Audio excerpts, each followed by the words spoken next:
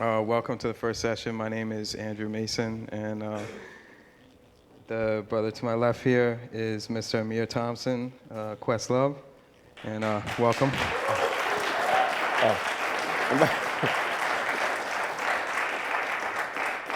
Am I allowed to clap for myself? Or? Yeah, definitely. Okay. Give yourself a hand. um, so you've had quite a journey today. Where'd you wake up this morning? I didn't go to sleep. Oh, okay. So there you go. Yeah, I don't sleep for fear that I might miss out on something. So Never sleeping. yeah, pretty much stayed up until 4:30 and then went to the airport. I slept on the flight out here.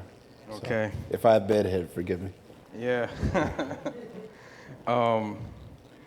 That's right. And tonight you'll be doing a do at the War Room, I believe. Yeah, I'll be there. Good. Yeah. So y'all have, your band, The Roots, has just released a retrospective 2 CD set. Is that Yeah. right? Did you ever, when y'all were back in the Square Roots days, think that you would be putting out a double album, best of? It's funny, in 1990, well, we started the group, I guess in name only, 1987. I guess for those who don't know the history of the group, we started, I met Tariq Trotter the first day of school, September of 87. It was the first day of school. Both of us were in the principal's office. How many of you people have seen Ferris Bueller's Day Off? Show of hands. You remember the scene when, at the very end, when the girl from Dirty Dancing, Jennifer Grey was talking to Charlie Sheen on the cop bench or whatever. That's pretty much how the meeting was between Tariq and I. I was in the principal's office to get ID so that I can get free school tokens.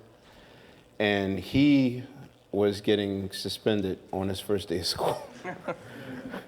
He was doing unmentionables with a female in the girls' bathroom. So pretty much we had to, it was just like a polar opposite thing, you know what I mean? Right. And of course, the legend, this freshman guy coming in getting suspended on the first day of school for doing whatever, like that built his legend up. And and sitting there for a half hour, he was kind of ragging on me, but then we sort of knew that we had hip hop in common by talking about different things. And I guess when he got reinstated back into the school, like 4 or 5 days later, like he used to always walk up to me and, say like, play Kick the Ball. Now, to him, Kick the Ball is a song by the Crown Rollers, but to me, Kick the Ball is, God Made Me Funky by the Headhunters. So even though we were talking 2 different languages, pretty much that's how we communicated. It was like a novelty thing to him, the fact that because hip-hop production was so spare and so simple back in 1987, 1988, majority of it was just breakbeat driven. It wasn't too melodic, so he'd just run up to me like, yo, do top billing. Right.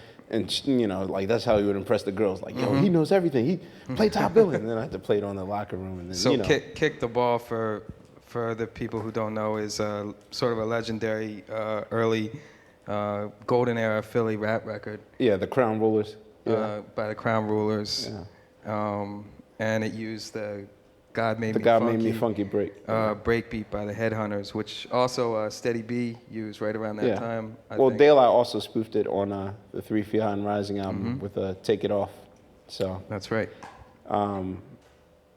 But when we started the group, it was in name only between 87 to about 92. And then by that point, I had graduated school, and I got accepted into Juilliard, and Tariq went to Millersville University. And we were kind of wondering, like, where our future, what lies ahead, because pretty much in Philadelphia there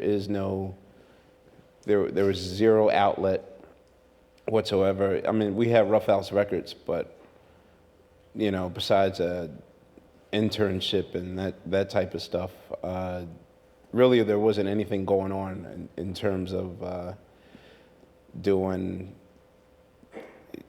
anything musical. No open mics, no such thing as a lyricist lounge or anything like that. So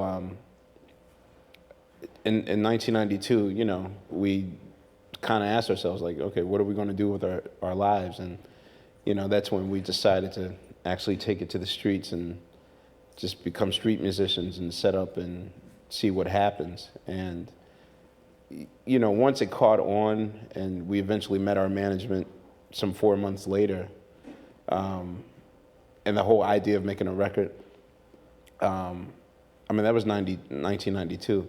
In my head, like, the future was 1998.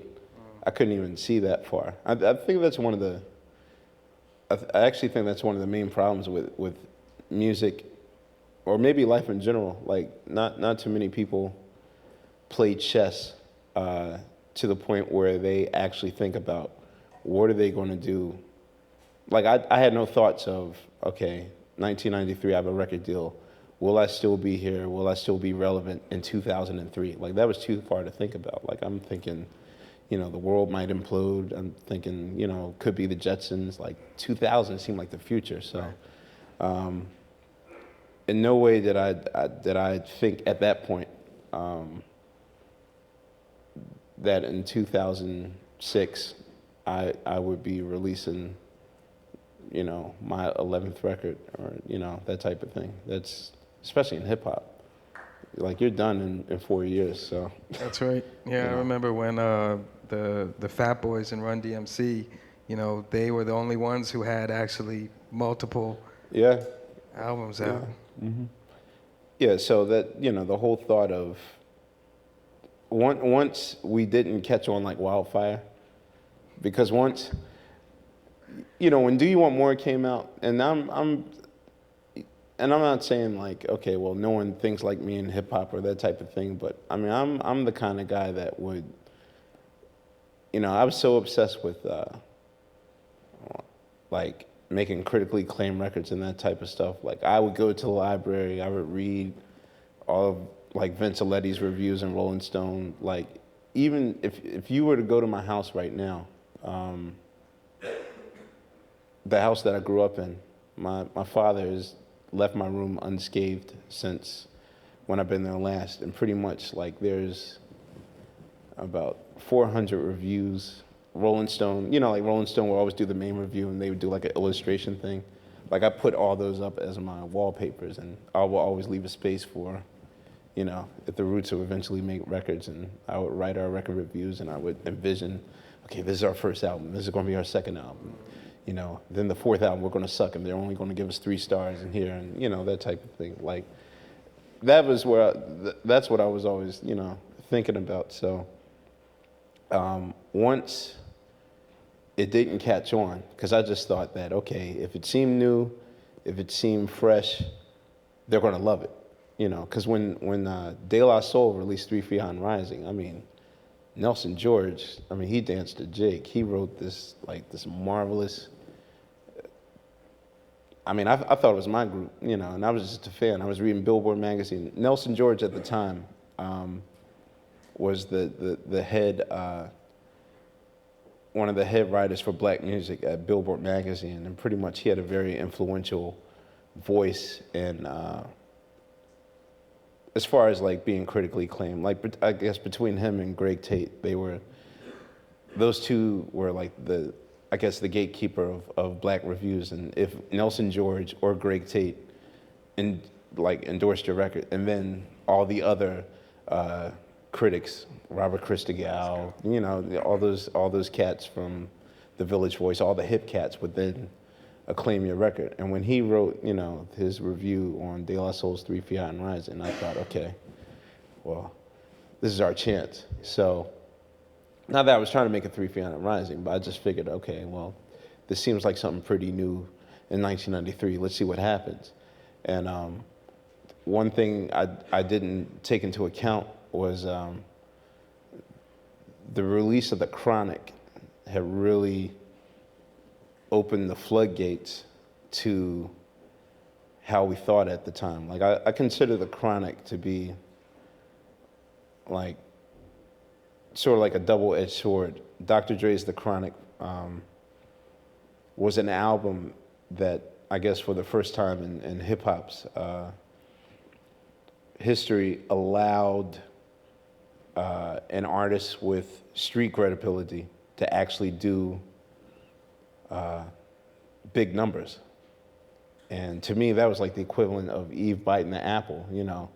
All that naivete was gone, and all of a sudden, you know, you realize you're naked and you know certain things, and there's a formula for it. And as a result, everyone followed suit. So when we didn't hit, then all of a sudden, then I started to panic. And then I started to say, okay, well, what are we going to do in 1998? And what are we going to do in 2001? And what are we going to do? I still think, like, okay, 2015, what are we going to do? You know, it's a chess game. So now the chess mentality, you are approaching things in that way, thinking several moves ahead. Mm-hmm. It's a little scary, you know, because there's never room for rest. I mean, I'm just neurotic by nature. Mm-hmm. I'll say that I'm the neurotic one of the group. I'm the anal retentive one. I'm the one that, you know, I'll cry and I'll curse out a record executive if the fonts aren't right on the record. I'm the small detail guy of the group. So I think people can recognize that looking at the liner notes, etc. Has it always been that way from the beginning? I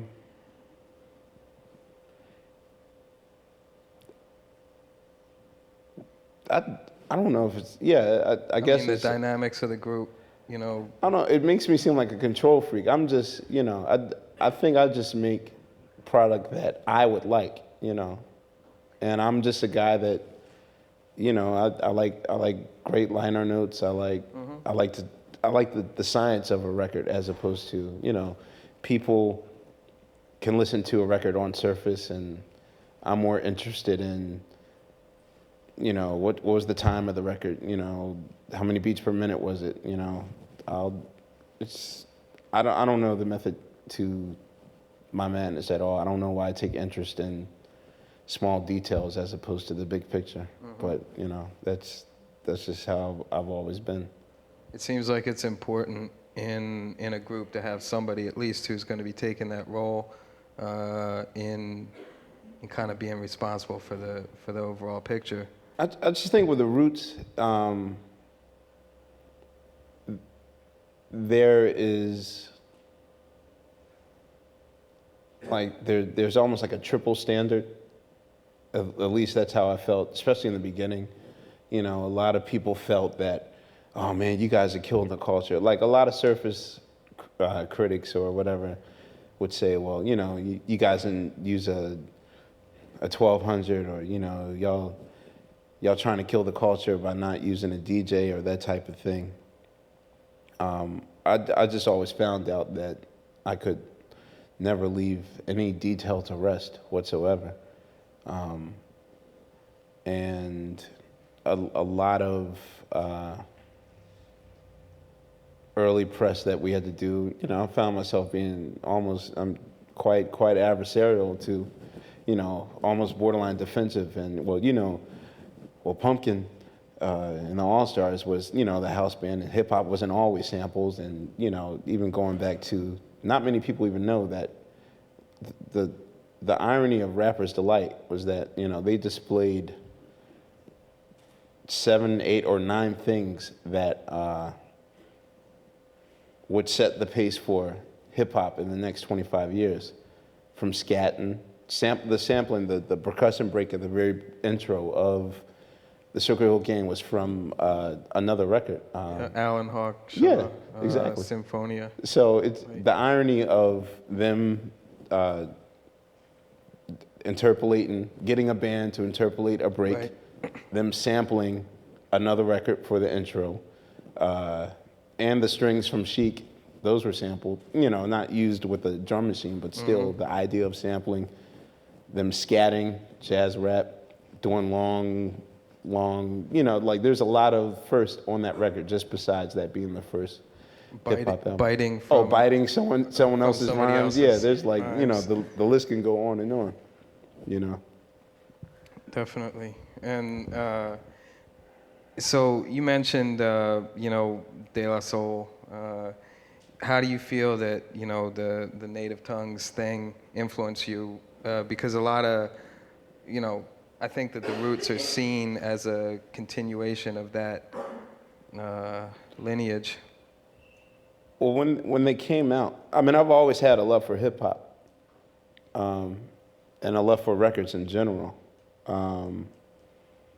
But when De La Soul came out, I think at one point in every teenager's life, there's always a group or an event that will shape and mold them into whatever they become as an adult. And I know that, for 1977, a lot of angst-ridden kids, they felt that, the group for them was the Sex Pistols.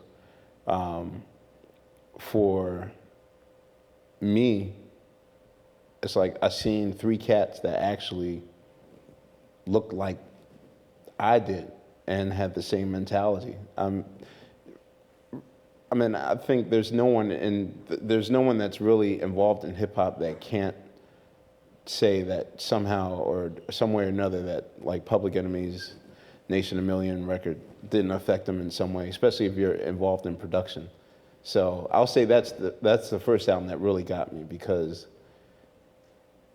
I was hearing my father's whole record collection in 70 minutes, where I could say, oh, okay, that's David Bowie, oh, that's Samande, that's James Brown, that's the Honey Drippers, that, because they crammed so much samples and so much outside work inside of their songs, then it just became a name that tune thing.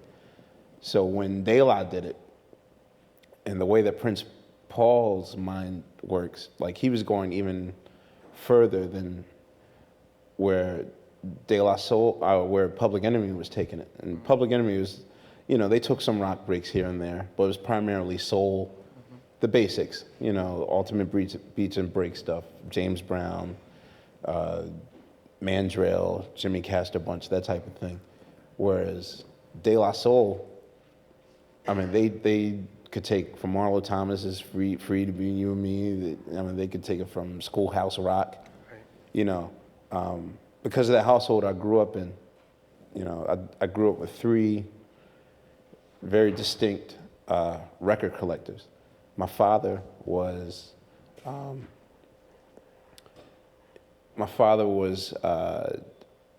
he was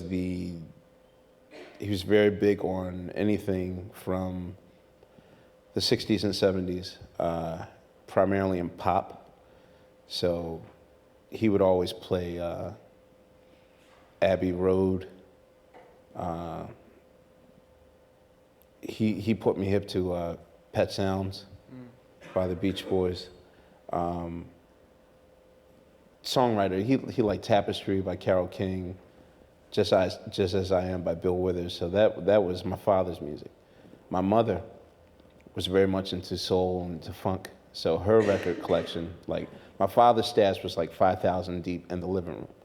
My mother's stash was maybe 200-300 deep in another part of the living room, but that was her stash. So that's where the Earth, Wind and Fire, the Funkadelic.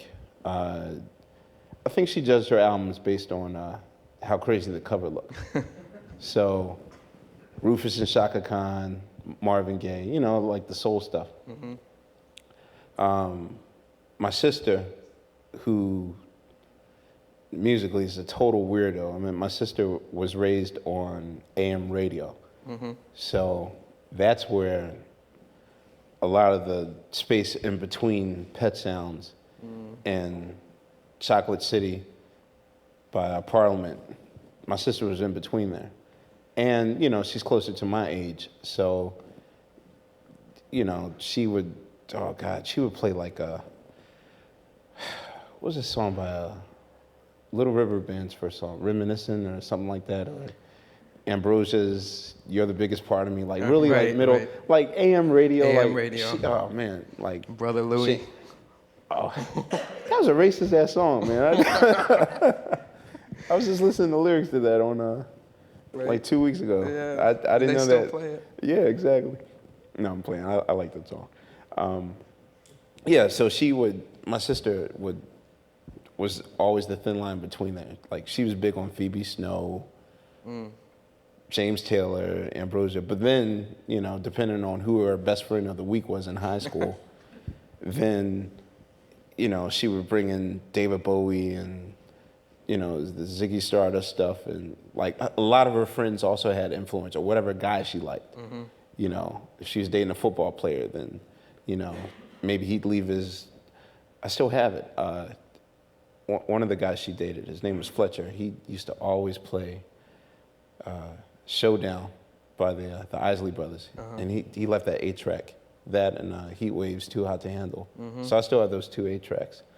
And that's it. Like, so pretty much my whole childhood was all those records, of which most of those records, which isn't just your traditional, oh, I like Jackson 5, I like Stevie Wonder. Most artists say, oh, Stevie Wonder was big on my life, and so was Michael Jackson, and, like, I had that, but then I had all of the stuff in between. Right. So, and all that stuff in between was on that De La Soul record, and it was done in such a smart-ass way that it just totally drew me into it, and that's when I knew, okay, well, this is what I want to do for a living. Well, De La was really unapologetic about using whatever worked. I mean, whether it be Then they were. Dan, then they were. Now something's changed? What are you saying? I definitely think that even though De La Soul is dead, their follow-up record is the better album and my favorite of their 9 albums. I definitely think that they took a lot of flack. I mean, they told me a lot of stories, things that I take for granted now. The fact that that our audience is 90, 92, 93% white, that was very foreign to them. So you can imagine the whole psychological mind blow it is to come. You think you're doing like a black art form, but because people just don't study the psychological and the social aspect of how the world is run, that could be a genuine surprise to them. Like, wait a minute, okay, I'm doing an art form that comes from the slum. I mean, the reason why hip hop was even invented is the social conditions and the financial, the economic depression of how times were, forced them to create this art form. Flash tells me my parents couldn't afford to give me music lessons, but I knew how to be an engineer, and I built speakers, and I became a DJ. Thus, hip hop is born. Right. So, just in your mind, as the creator, you're thinking that you're creating an art form that's going to speak to your people, and then a whole nother culture comes and gravitates towards it. That can be mind blowing, and in the beginning for De La, at least in the late '80s, early '90s, Cypress Hill too. They would tell me they caught a lot of flack for, oh, you guys are selling out because there's white people in your audience, and stuff that's utter nonsense to me. I understand why this music speaks to a vast array of people, yeah. But in the very beginning, you don't understand that, and if anybody ever wants to see where like the music is heading or that type of thing, all they need to do is check out another genre, which is easy. If you want to know the future of hip hop, just look at jazz. You see that jazz was and sort of like an underground phenomenon for the first 10 years, rather taboo-ish. Same thing with hip-hop. Oh, it's not going to last. It's going to be a phase, that type of thing.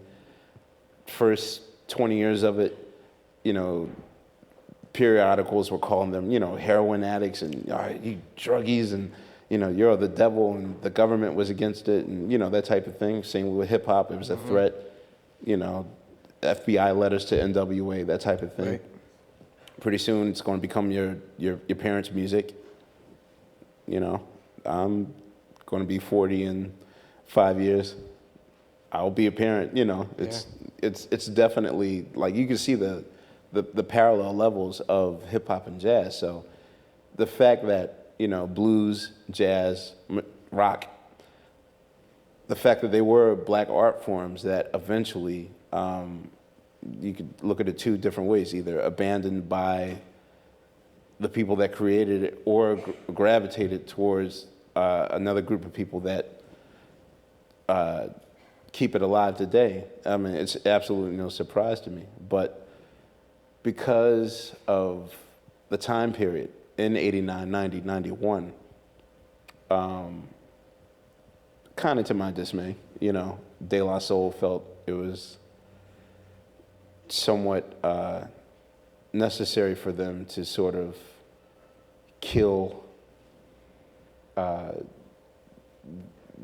particular part of their lives and sort of, you know, have to prove that, okay, yeah, we are real hip hop. Look, we're going to kill our image, you know.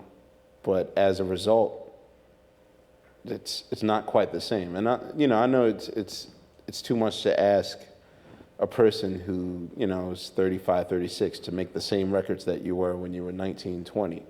But there's a lot of people ask that, you know, about my own group. Oh, how come you guys don't do the same records that you were? So I understand that you just can't do, you know, the same thing over again. But As far as De La goes, I mean, what influence do you think the change in the sampling laws and the you know, lesser role of Prince Paul in the group had in changing that as well?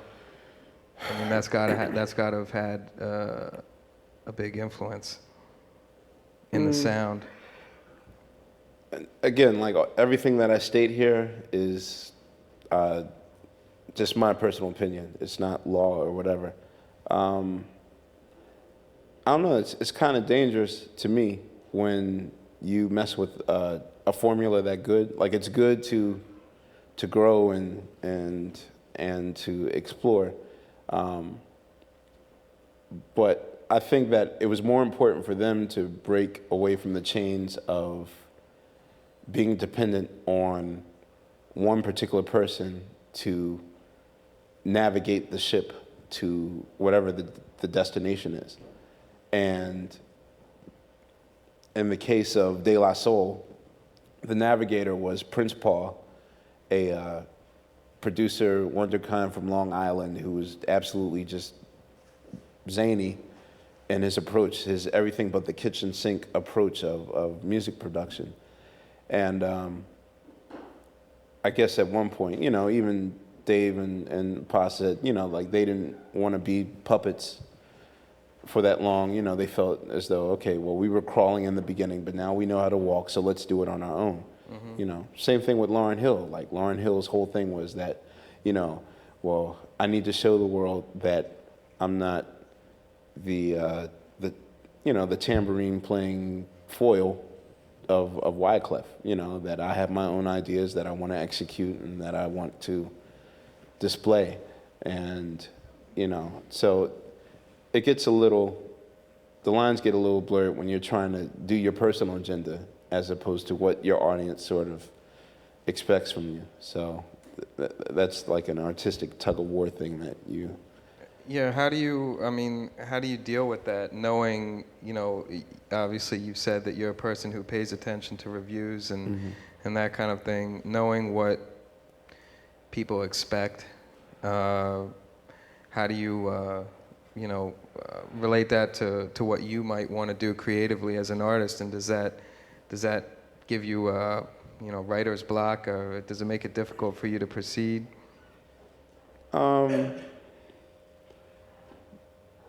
the formula for the Roots, like, because we've never been, I think the reason that we've been here for so long, I mean, there's a pro and a con to it. If this is sort of like the water level, I mean, because we've been somewhat like just bubbling under, if this is a mark of success, you know, if Jay-Z's here and Dr. Dre, you know, like Eminem, like people that are above the Mason-Dixon line, and we're sort of like bubbling under, like, you know, it's always been a thing, like, okay, any minute now, you guys are gonna blow. I think it's helped, hurt, and helped us at the same time. It helped us because we never rose above what I personally believe is, you know, a particular watermark. Us surfacing under that level, I don't know. I think it's actually kept us here longer and kept interest in us. Mm-hmm. And creatively, I just felt like we really had nothing to lose. If there was one Roots album in which we felt like we had something to prove, then I'll be honest and admit that our third album, Illadelph Half Life, was that record, because Organics, which was perceived as, you know, the audition record or the demo, we never considered, the only people that we needed to reach with that were the record executives that wanted to see what the group was about. So once we got a record deal, that was cool. Because the marketplace had changed so drastically with Do You Want More, I'll say towards the end of it, Do You Want More was sort of like, if you guys have ever seen the scene in Reservoir Dogs, the movie, where there's what they call the Mexican standoff, the very last scene of the film where, like, there's 5 guys in a room, they're all holding guns on each other. Like, you know, just to be on the road for 2 years, and, you know, plus the psychological grind of sort of, you know, you arrive at a venue that holds 1,000 people, only 40 show up. I mean, there's no way that you can't help but think, oh God, I'm a failure. You know, not to mention, you know, you watch other acts, you know, just without ease, you know, they've made it, they're on TV, they're on the radio, they're getting love, and you're like, well, wait, aren't we good? You know, then there was a lot of... You're on the outside looking in. Oh my God, yeah, that was such a like, I'm happy, in retrospect, I'm happy that we went through that period, but yeah, that was the most confusing moments ever. Like, we thought, okay, all we had to do was be good. Is this post Do You Want More?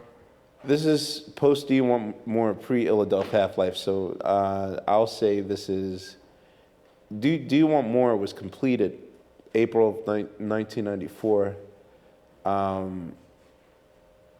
and released by Geffen in the United States in January of 1995. How long were you working on that? On that album? Yeah. We started December of 1993. For those who have Do You Want More, the version of a Say What Man on that album, I mean, that was essentially our first song, because we recorded our celebration. We got a record deal party, which I included a song on the Homegrown retrospective. It's like one of the most embarrassing tapes ever. But I thought it was important that we should show every aspect of the Roots, even the horrible, cringe. Oh God, I can't believe I made that. You know, like, you know, we thought we made it. We made it, and then, like, nothing happened, and then It's like, oh, it's your fault. Then they said, well, the drums sound too live. We need to sound more, more hip hop.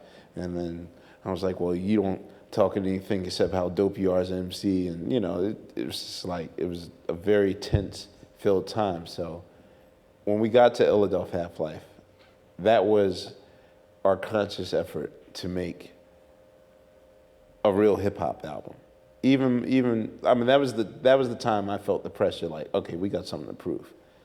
But because that album was such the polar opposite of the album that came before it, then I just said, well, wait, why don't we just do this from now on? Why don't we just reinvent ourselves every album out? And sure enough, for every album that comes out, I expect a particular fan base to be sort of turned off and alienated. For all the people that cry, like, oh, Do You Want More is the definitive Roots album. When that came out, like, Organics had such an audience to it. Like, all the boho, jazzy, incense lighting, all the poet, beatnik people. Right. All the black Kerouac people, like, we thought we had them. When they first heard Distortion and Static, they were, like, turned off, like, what is this? Like, what is this crap? You guys are rappers now? Like, that's what they would say. Like, yo, you guys are rapping? And they hated it, And sure enough, when Illadelph Half Life came out, all the Do You Want More supporters were like, this is garbage. What are y'all, Wu-Tang? And then when Things Fall Apart came out, it was like, this soulful, where's that hard Wu-Tang stuff y'all was doing? Like, just for every album. Then you were a rock band on... Oh, yeah, Phrenology. Yeah, but by the time Phrenology came out, a lot of people, like, of all the Roots albums, I think that Phrenology is the album they ask about the most, which is basically, what were you guys thinking? And my whole thing was, okay, one, I now know and understand why certain superpowers in the world of music are corporations. Like, it's a shock for people to find out that, oh, Dr. Dre doesn't do all the beats that we see on his records? No. Like, there's Mike Elizondo, there's Scott Storch. He has underlings doing work for him. Same with Babyface. I mean, you think it's a coincidence that you haven't heard, 10 years ago, Babyface was damn near monopolizing the adult contemporary world. And then all of a sudden, like that, you just think he decided to retire? No. Like, you can't be a superpower and dominate just one area. And for us, our dominating area was the stage. These albums that we released were basically, like when you go to a club and someone hands you out a flyer, like, these records were flyers to the big picture, which was the Roots show. Mm-hmm. And for every album that came out, that meant that we had to devote 2 years to performing the world, 4 times over at least, before we even thought about stepping in the studio to do another record. So that said, because we hit some sort of touchdown or field goal with Things Fall Apart, which, 800,000 units for a group of our caliber, I consider that like Thriller numbers, Not to mention, I mean, how we won that Grammy, I'll never know. That's one of the biggest mysteries of life. And it's not, my theory was that, again, the Mexican standoff theory. Dr. Dre was nominated twice. Snoop and Eminem, Puff, R. Kelly, Janet Jackson, Busta Rhymes, and the winners, the Roots. Everyone had a gun to each other and offed each other, and then we were like the last man standing, like, okay, we'll take this, thank you. So that said, because the world of opportunity had finally, after 5 years of knocking on the door and rejection, 94, 95, 96, 97, and finally 1999 is like, hey, come in. And then all of a sudden, D'Angelo wants you to co-pilot his record. And And Erica wants you to work on her record, and Common wants you to work on his record, and here's Bilal, and here's Mos, and here's Talib Kweli, and here's Slum Village, and here's, and you have to be on the road for 2.5 years, and you have a home life. Some of us have kids, some of us have wives, girlfriends, whatever. Something had to take a back seat. So the thing that took a back seat after things fall apart was the idea of us going back into the studio to make another record. But a funny thing happened on the way to, which was, I don't know, like it was Neil's Soul Fever. And it's like, okay, well, Jill's out and music's out and Bilal's out and all these artists are out.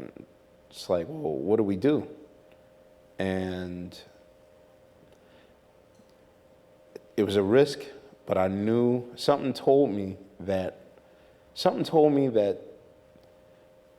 the oncoming millennium, and it is from 2000 at least to 2010, something told me that it was just going to be the age of irony. That's all I thought about. I thought, okay, now we can capitalize on it and do another song. Maybe I'll, try and give Ronnie Size a call, or the Four Hero Cats up, and see if, take this drum and bass thing a little further, if that's where I want to go, or maybe add another musician or two. But I think somewhere in 2001, I was just like, yo, why don't we just throw this all away and do the Anti-Roots record?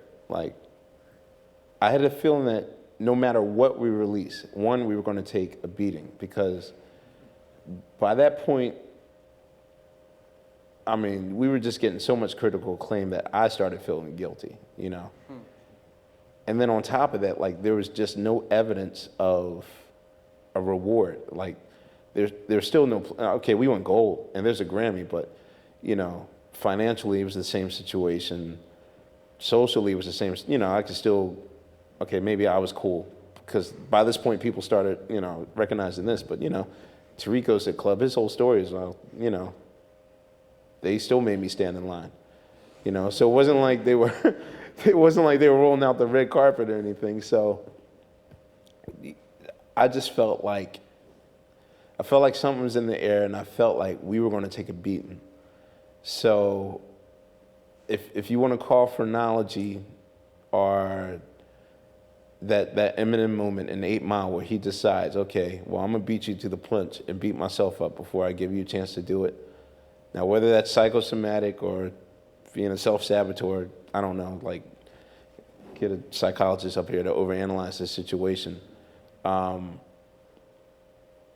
We just decided, let's make the Anti-Roots record and see, and it was a Hail Mary, I swear. And not to mention, of all things, in October, our label announced to us that we're closing our doors.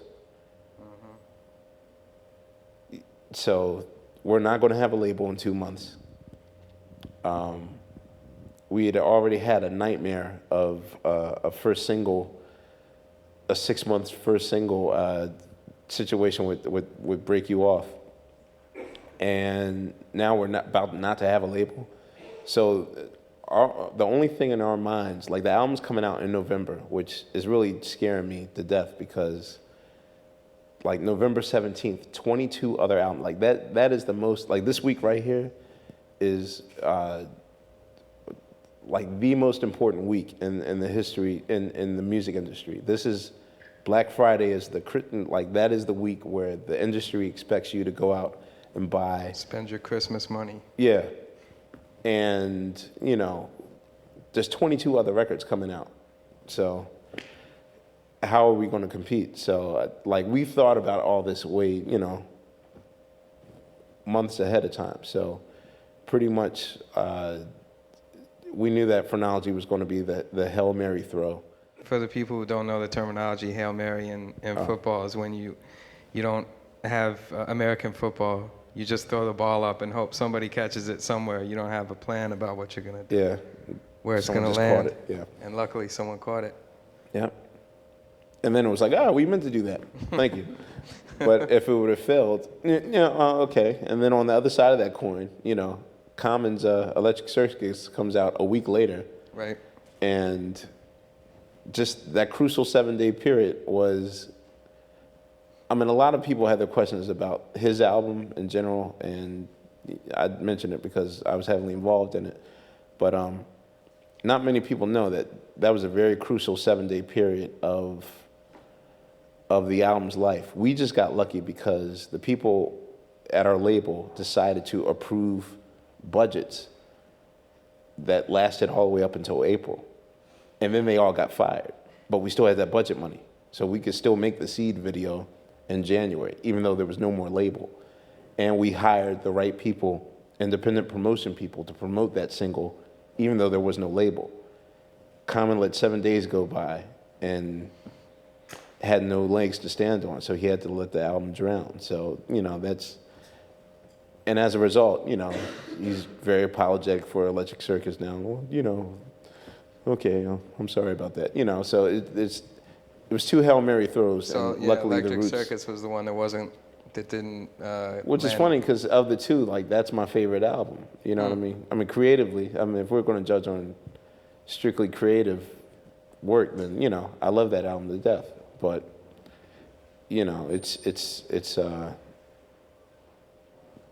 that was a very, very trying period, two Hail Mary throws, and luckily someone was there to receive the ball and catch it. Now, you mentioned Dre earlier, Dr. Dre, and the fact that other people make his beats. Well, one of the people who's working with him a lot is Mr. Storch. Scott Storch. A Root. A former Square Root, right? From A Root. Root from the very early days. I mean, Do You Want More is very much Scott's record. That's, he was a Stevie Wonder-ophile.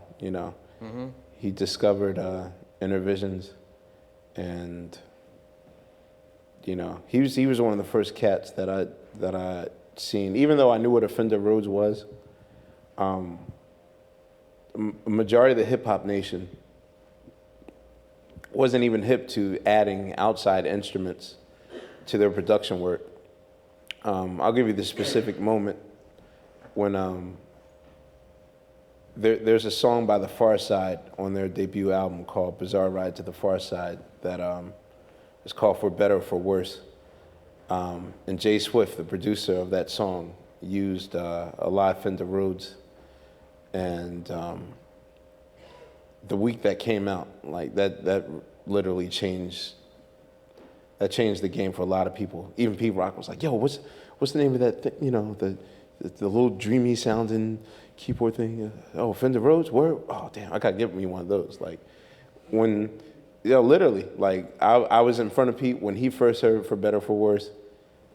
Tip knew about it already, and the ending result would be the Midnight Marauders record, which, if the Low End Theory was the upright right bass album, then for Tribe, Midnight Marauders was the Fender Rhodes record.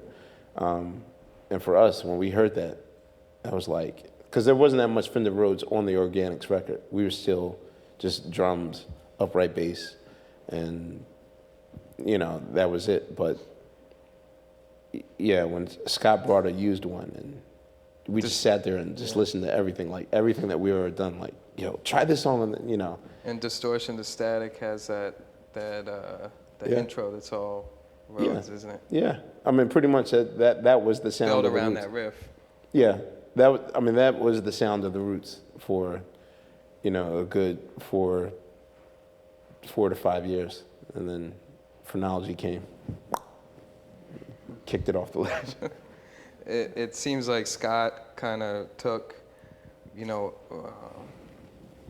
decided to approach things, in a different way from what you all have done, what you were telling me about. I mean, he's really gone into the behind-the-scenes production side of it. Yeah,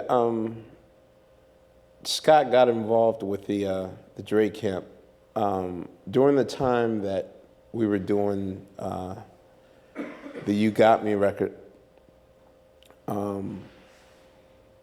I know that I don't know to what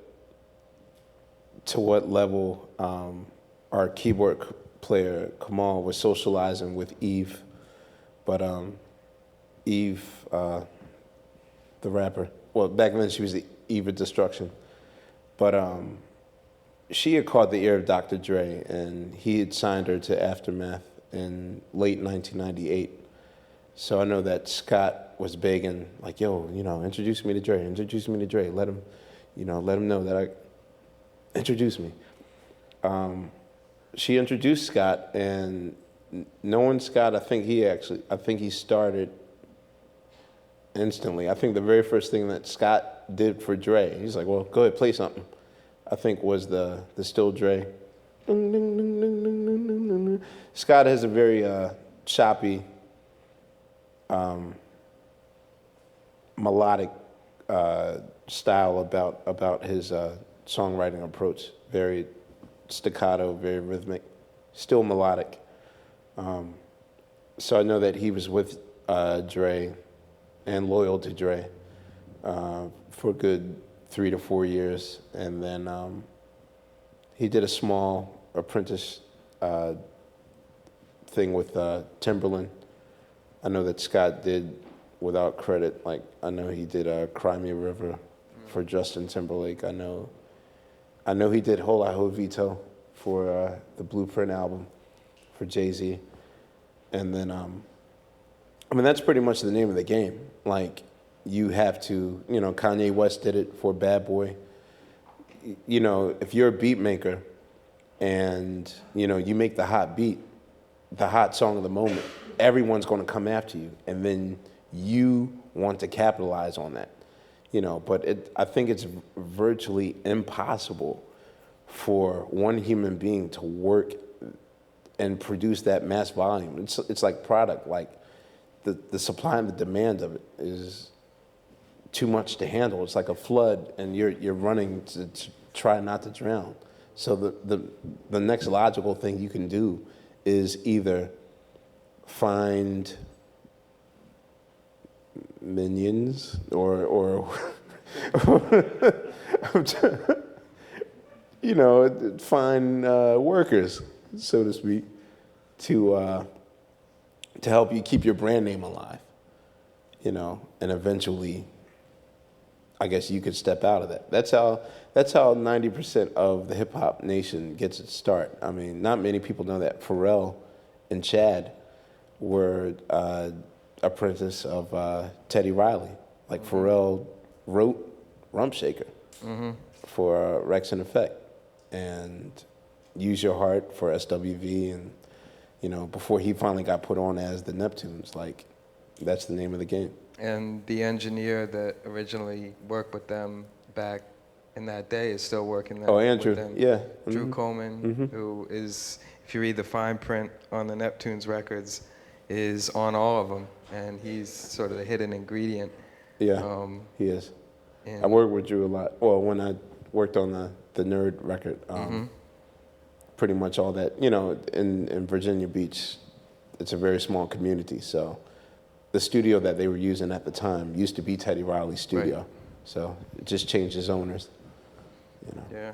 So you weren't tempted at any of this time when Scott was, having hits for Dre and Timberland and whatnot to call him up and say, Scott, Roots need a little help. Hit us off with one of those.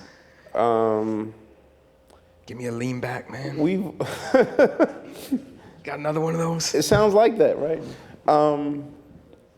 With Scott, it's just always a given that we're going to work with each other on the next album or whatever. The main difference between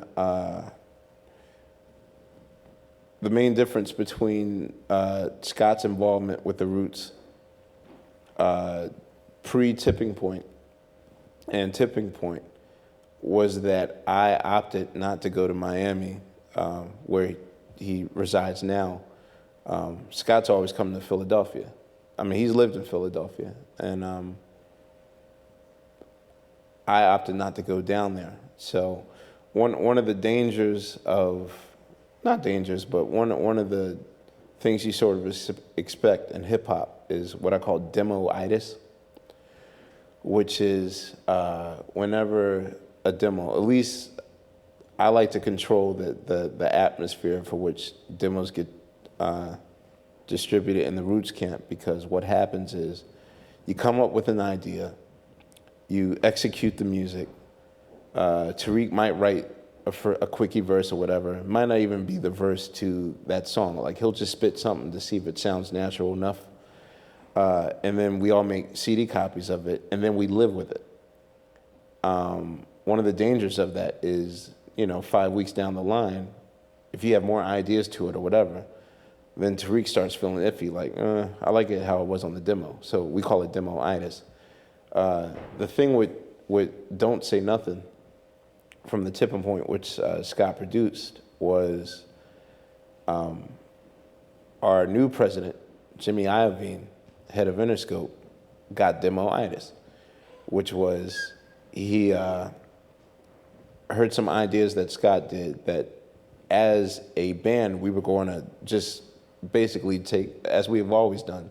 Like, Scott programmed You Got Me the traditional way. Like, he just, he would play a song, he would program drums, give me the CD and be like, okay, this is the idea for the song. And then I take it and then I sort of mold it into how the Roots would do it. That was always the mode of operation.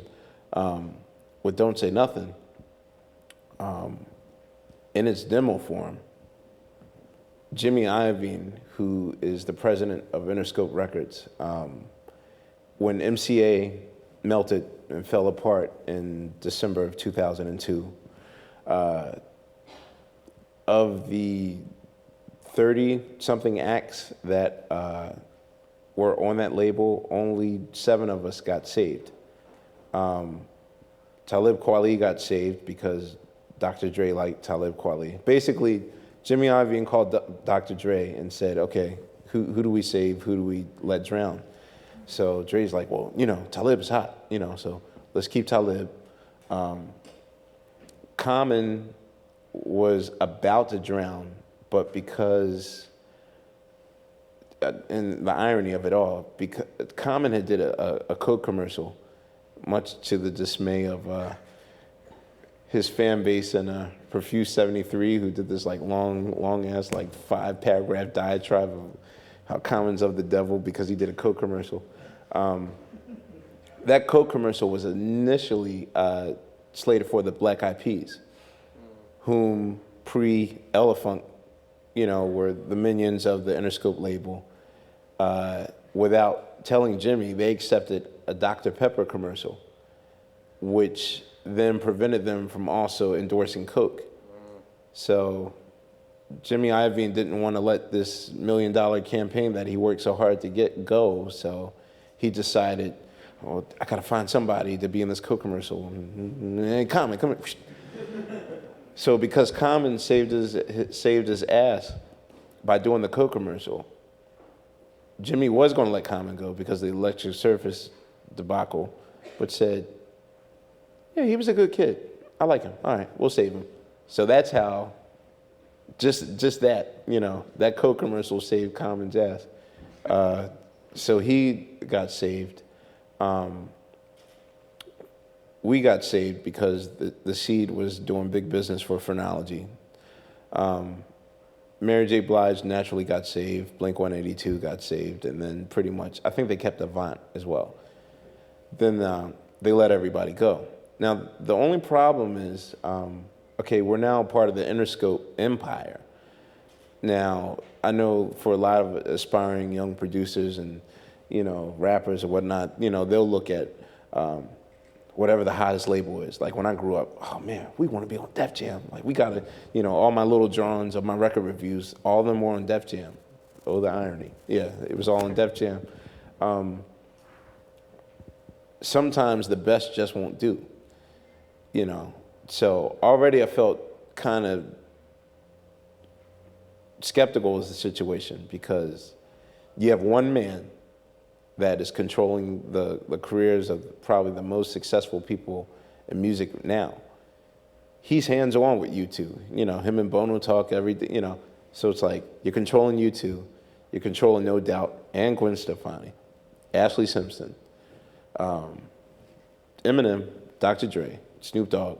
He just signed Pharrell to the label. There's 8 people already. I forgot about 50. 50 Cent and G-Unit, so Banks and Bucks, both did platinum numbers. So we're up to 13. Not to mention, there's a 9 Inch Nails record in there somewhere. Mm-hmm. I don't know if Fred Durst is still relevant to the label.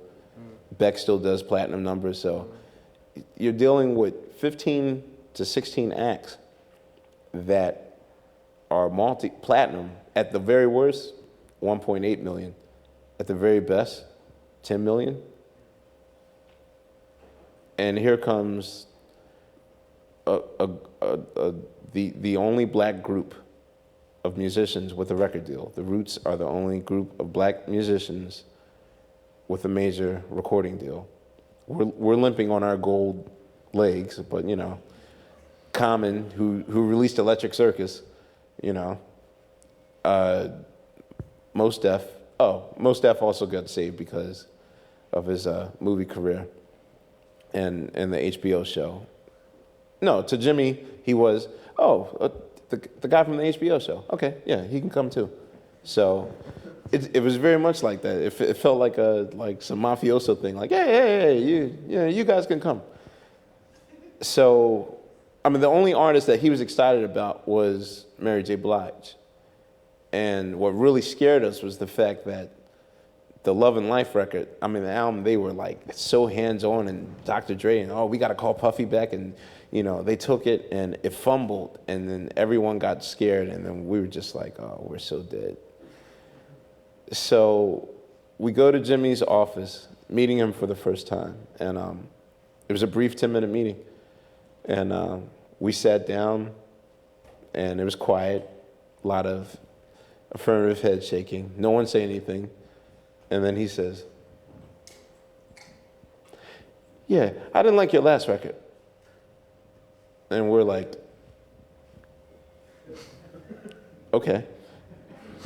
He's like, yeah, so what you got? Like, already I'm just like, oh man, the energy's not right. This is not Geffen Records. It's in a new, it's so fast food here. And, we played him some of the stuff from the Tipping Point, and it's like, okay, this guy's not going to understand a Big Daddy Kane reference, and you realize that this is not Big Daddy Kane. This is Tariq imitating Big Daddy Kane. Like this stuff is just totally going over his head, and then the remote wasn't working on the CD player, and then the next song comes on, and it's the Don't Say Nothing demo. But because we didn't Rootsify it up yet, I couldn't stop it. And he's like, whoa, don't touch it.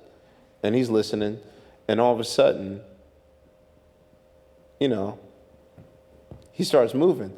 Of course it's going to be familiar to him because that's Dr. Dre doing it's Scott Storch. Yeah, of course it's going to feel familiar to him because all those elements that were Dre is right there, so it feels familiar to him.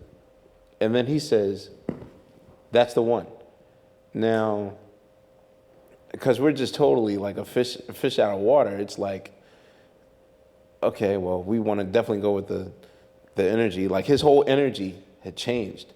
Like, he stopped the CD. This is the classic textbook situation of how, when you watch, and he's not mafioso. I don't want to paint, he's as powerful as a Tony Soprano type, but he's more like a Joe Pesci small type. Wait, is this going on the internet? Gonna have a hit put out on yeah, you, man. Hey, man, I'm very careful in what I say. But he is a guy that says, you are, if you work at Interscope, one of probably the phrase that you'll say most is, how high? He'll just do like that, and you'll just, you'll do whatever.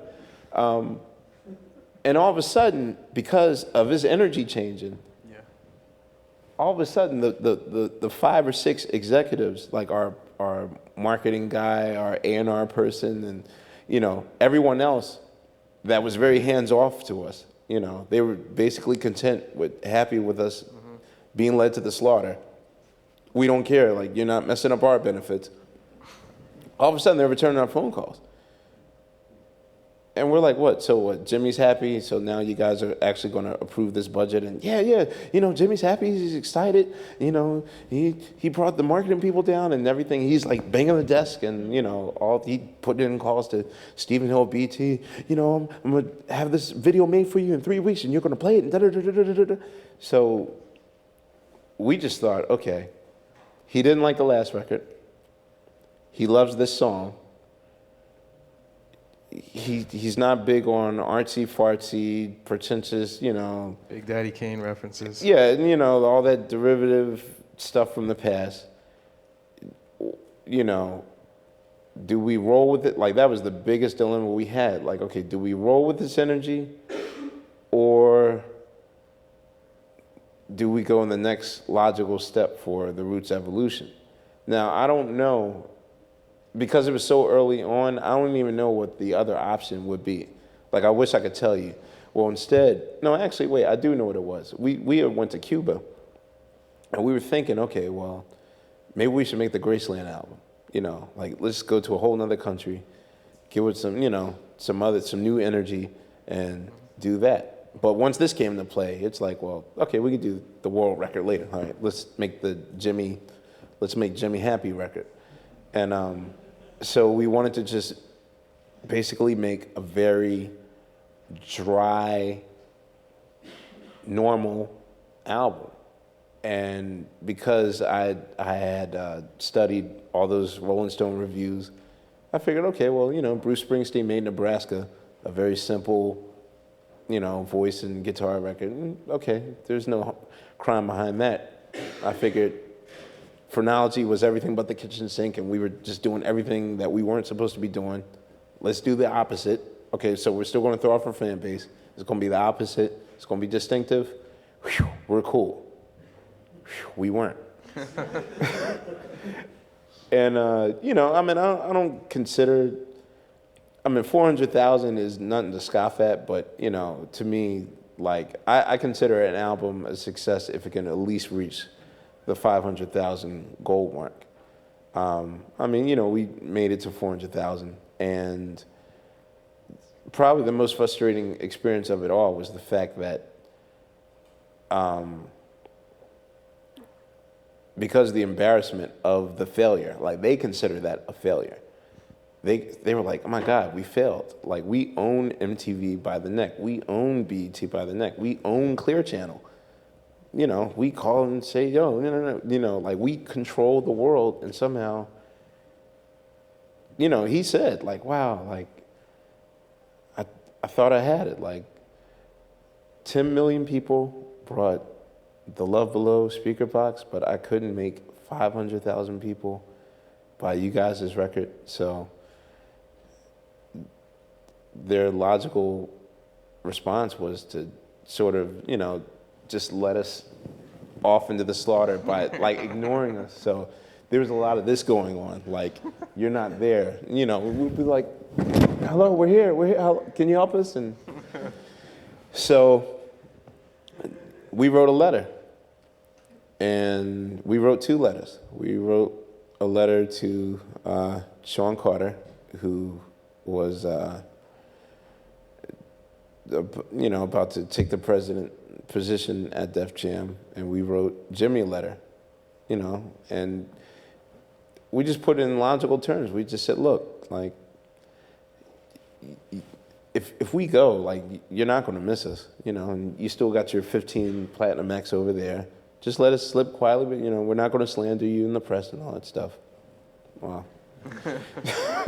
It's the first time I'm speaking about it. Can we transfer to another Universal label? And I think because the guilt of fumbling our brand name and, you know, what we worked so hard for 12 years, I think because of the guilt had hit them so much that they let us go without, you know, normally to get transferred, you know, George Michael made a stinker, like I went off Sony Records, and he had to pay skillions and skillions of dollars. Like artists do it all the time. Like they'll do some sabotaging shit to make sure that Prince did it, and Terrell Owens. yeah, T.O. whoever that is. No, but yeah, we were. They let us go in a very quick expedience 8 months, but it could have been years. And I could have been here, sitting here crying about, they won't let us go, and but so we're basically back at square one, which is a good thing and a scary thing, but it's definitely made me wiser to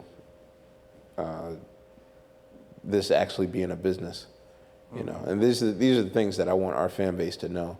Like, I'd still want them to think that we thought, it'd be dope if we get a song that sounds like 50 Cent. Let's get inside of a Porsche car, and that type of thing. Like, a lot of the decisions that we made for that particular record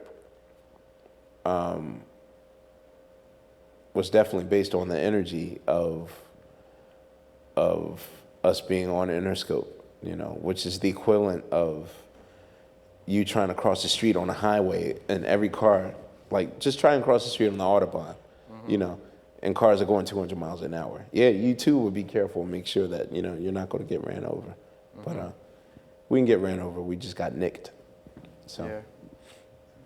And yet you still managed to throw in, treats on that album. I mean, the hidden tracks, the Dindada, Yeah, I wasn't going to totally make it a Jimmy Iovine record. I mean, really, because it was a short record of 10 songs. Yeah, 2 songs out of the 10 does seem like a major drastic, oh man, these guys have done a total turnaround thing. But, minus the 2 songs that we felt we needed to get Interscope's energy revved up and excited about us, still very much a roots album, Well, it's really important. I think it's really important to have the record company behind what you're doing. It's not just that you're going to create a product and it's going to be good and stand on its own legs and run. That's why it's also important for smaller labels to exist, mom and pop labels to exist, because you're not going to get the hands-on care. Like, there's nothing to lose when you are one of an empire of winners. If you want to say winners and losers, whatever, there's just nothing to lose. Like, the energy is different. A lot of the people there, are just so scared to do anything. Like, they talk behind the backs, and, they apologize a lot, and we're really sorry. Like, look, we're going to cut your budget in half. I know you need this budget for, but we're going to cut it in half, and please don't get mad at us. They're making us do it. We can't talk to you anymore. Bye. That type of thing. Some of them got to go outside to deliver bad news. Okay, look, we got you a video budget, but it's only going to be $5. Look, there was a lot of that going on. So I want to change it up a little bit from the roots and get into some of the musical background and people who've influenced you. Essential listening. If you could pick a handful of essential soul artists, and then production-wise, hip hop producers. You mean as a drummer, or as a drummer? As a drummer, I disappoint people so many times. Like, sometimes in periodicals, I'll name, the right names. I'll say Tony Williams, and I do love Tony Williams and Clyde Stubblefield and John Jabal Starks, but I think it's strange that probably the three of my biggest influences on drums are not drummers at all, but I consider them to be like the greatest drummers. Like Stevie Wonder is not by any stretch of the imagination like a drummer first before he's a songwriter, piano player. But there's such a intensity and such a passion in his work between the Where I'm Coming From LP of '71 all the way up until I'll say Hotter Than July, before he just totally went drum machine crazy. But if you listen to his, and Eddie Kramer told me this, Eddie Kramer, Jimi Hendrix's engineer, was part of the Talking Book record and the Music of Mine album, both of which were recorded at Electric Lady Studios in New York. And Stevie would sometimes do the tracks individually. He would just do the kick and snare alone, and then he would add the hi-hat later, and then he would add the tom-toms and the fills and all that, like individually at a time. But there's something about his hi-hat work on Music of My Mind. Like he took, Tony Williams is, back when Tony Williams was a drummer for the Miles Davis quintet, he was very visual with his cymbal work. You know, most drummers pick the actual drums to make them work, but Tony Williams was a cymbal guy. He was very violent, very colorful, and Stevie Wonder took that same approach with his cymbal work. If you just listen to the first song on Music of My Mind, Love Having You Around, I mean, that's some of the most horrendous, horrible, sloppy hi-hat playing ever. But, I mean, that shit spoke to me. Like, as a 4-year-old, like, I was like very violent sounding. Like, I don't know, like, I became very obsessed with that sound, you know, with that violent hi-hat sound. You know, there's only one song in hip-hop that's just as violent with hi-hats.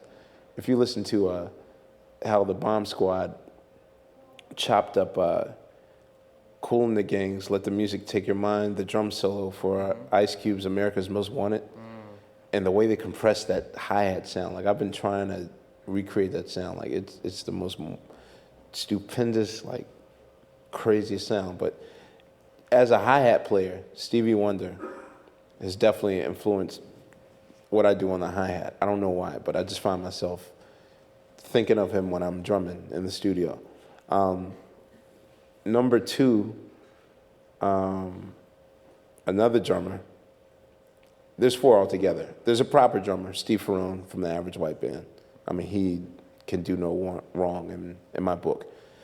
Steve Ferrone is the funkiest drummer to me ever. He's very clean with his work. What should people go out and check out specifically? If you buy his the live album, it's called Person to Person.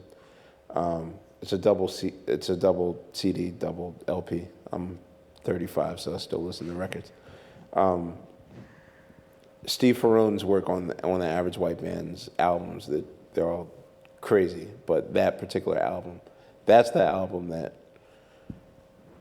I practice to 3 to 5 hours a day, every day, in my parents' house in the basement from when I got my first set in 78 all the way until 10 years straight.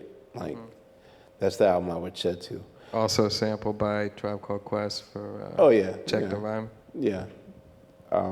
So look for the Average White Band. But Steve Ferrone is the proper drummer that I'll give that credit to for being like my influence. But Prince is another non-drummer that was very influential on me. Again, he was very sloppy. His work on the Dirty Mind record, like he always pushed the rhythm, whereas, you know, an average drummer would just play a traditional, like he would always push like, it was always offbeat, but I was obsessed with it being offbeat and off rhythm. I don't know if it's because of the human touch or whatever. And not to mention, he's definitely one of the pioneers of just really good drum programming. Even though Herbie Hancock had one of the first Linn drums for his work, and of course, I know that Talking Heads, I know that David Byrne, did a lot of work with computerized drums. But I definitely know that Prince had one of the first models. He still has it in his studio. When we did the Electric Circus record, Prince graciously let us use Paisley Park for a few sessions, and I went in the basement, and sure enough, like all that stuff is still intact, and we use some of that stuff. But I didn't know that was a drum machine, and because his programming was so syncopated, I thought that just one drummer was playing all that stuff. So for 2 years straight, I would think that if you took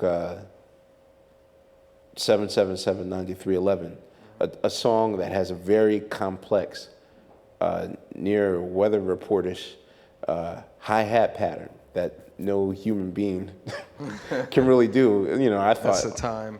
Yeah, the time. But I mean, it's also Prince. Right. Just so for those taking notes at home. For those taking, Prince was the kind of guy that would vicariously live through his side projects. So if he wanted to express the black side of himself, it was The Time, Morris Day and The Time, of which he did all the music, wrote all the lyrics, did everything but the lead vocal, which was Morris Day. But essentially, those are Prince albums. He said that the Vanity 6 record was the feminine side of himself. So, he anything that came out of that Prince camp, he did everything. So, I was very obsessed with Prince's drum work on the Dirty Mind record and the 1999 record, not knowing that stuff was drum machine. So thinking that a human being did it, I had to perfect myself to think that way. And later when I found out it was a drum machine, I was like, I was disappointed, but I was actually happy that, okay, well, now I know how to play like a drum machine. So the whole aspect of when people say, oh, you sound like a drum machine, that's where the Prince part comes in. And lastly, probably my biggest influence, the one person that programs drum machines, but he sounds human, but it's as sloppy as I don't know what, but it's so perfect with his execution, is Jay Dilla, the creator of the music for Slum Village, and pretty much who should be sitting on this couch right now. I mean,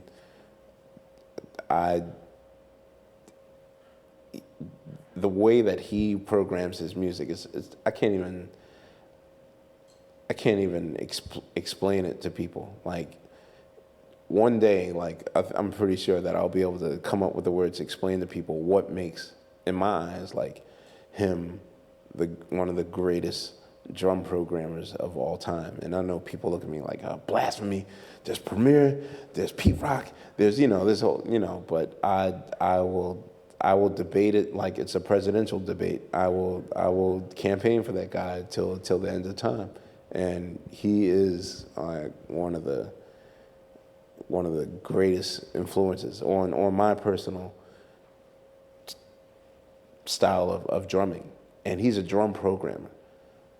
But just the fact that he can make, I have so much. I wish I could find this stuff. It's somewhere in storage. Like when we were working on the Things Fall Apart record and the Common record, I was just recording for hours just to see what his techniques were. And the fact that he believes in dynamics. The average producer cat, he'll take a record. If it's a drum break, he'll take the first snare he hears, the first kick he hears, the first hi-hat he hears, and that's it. Chop it up and does a beat. If it's a drum break for 32 bars, Jay will actually take 9 snares, 9 kicks, 9 hi-hats, because each of them have a different dynamic. Mm-hmm. But he's so quick with it. I've just never seen someone so in tune to how to what he's doing. He told me that Amp Fiddler of Funkadelic fame and of his own right taught him how to program. So those three are like my biggest. And is he using quantizing? No. Yes and no. For the most part, he has the ability to program drums without using any type of quantizing or perfecting his kicks, which if you listen to his 95 work, it's probably his most popular work is Running by the Far Side. Just the kicks that he decided, where he decided to place them. That's something a real drummer would do. And that's what spoke to me. Like, man, like, is it a real drummer? Like, I thought like they hired a drummer to play that stuff. And then I was like, well, wait, why didn't y'all hire me? I could have did that. And it's like, nah, it's a programmer. His name is JD. And then, Tip finally, Q-Tip, who was JD's mentor, the one that put him on to the game, finally introduced me to him. And then it was over, Then the D'Angelo record and all that stuff came along, So can you take us through the making of Voodoo briefly, and how that? It's going to be a 9-hour answer. No, I'll make it quick. I know you guys are getting tired. I mean, because that was a chance to do something different, really, and it seems like you you must have seen yourself in a different role at that, as far as that unit, the Soul Clarions and all that. Yeah, D'Angelo and I, we briefly met while I was making Do You Want More, and when he was making Brown Sugar. And the engineer of both those records, Bob Power, had told me, like, yo, you should really get on this guy's record. He's the one. He's the one. And I was stupid. I dismissed it. I don't know what. I made up some flimsy excuse. I think I wanted to go play pool, and I was supposed to play on two songs on Brown Sugar. I was supposed to play on Smooth, and I was supposed to three: Smooth, Higher, and Shit Damn Motherfucker. And initially, Ron Carter was going to play bass on Shit Damn Motherfucker, but because of his Christian beliefs, the song title sort of turned him off. So he canceled the session. And, and if Ron Carter wasn't, like, that was the drawing thing. Like, oh, Ron Carter's going to do it. Oh, okay, yeah, okay, I'll do it. And then when Ron wasn't going to do it, then I was like, I got some other stuff to do, but I think I just lied and said I went to go play pool or something like that. So I missed out on a chance to be on a classic record. But I actually think it was all for the best, because I wouldn't change nothing. I wouldn't change a thing. D went to go see us perform at the House of Blues in Los Angeles in April of '96, back when we were on with the Fugees and Goody Mob. And by then I become a D'Angelo fanatic, because that was the first time I ever heard someone sing over music that could have easily have been a Tribe Called Quest or music that I liked, because R&B music had become just so watered down and crap that I just thought hip hop was the only music with real soul into it. And here he comes. And so I used my Roots show as an audition. And, a lot of my band members were like wondering, why the hell is he playing drums like that? Like, I totally just changed my whole drumming sound for that one show. Because I was like, okay, you like Tribe and you like JD. All right, I'm going to play just like that. So that was the first time in the Roots show that I started to, do the stuff that I'm doing now, like play more sloppy and more, more crazy in my approach. And I saw a silhouette in the balcony. That's all I saw. I was like, all right, as long as he's doing that, he's cool, he's cool, he's cool. So after the show, he's like, yo, man, I didn't know that a real drummer can sound like a drum. You sound just like JD. So how I felt about JD, that's how he felt about JD as well, his drum program and that whole thing. And so once I told him, like I was just communicating with him, and that was the language. Like I too know JD. This is our secret language. We're the only two people in America with record deals that probably care about this thing, and we speak the same language. So what's up? And after the tour ended in August, we invited him to sing on the Illadelph Half Life record, which I'm sure he only accepted so that way he could see how he could further utilize me into his master plan.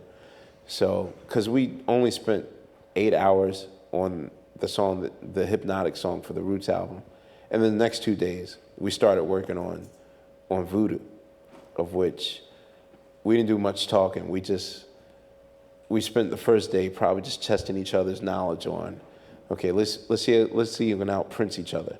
So then that became the process of Voodoo. Like we literally would take what we call the Yoda figures. The Yoda figures were like the wise, all-knowing masters of whatever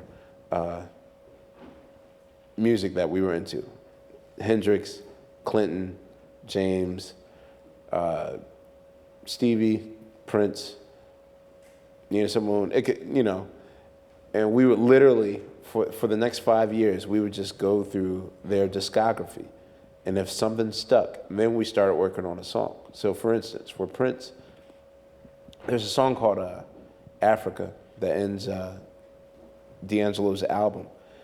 I know that it took us about 5 hours to get to Africa. We literally went every Prince song. Like we went from the For You record, nothing. Took a break. Came back, did the Prince record, nothing.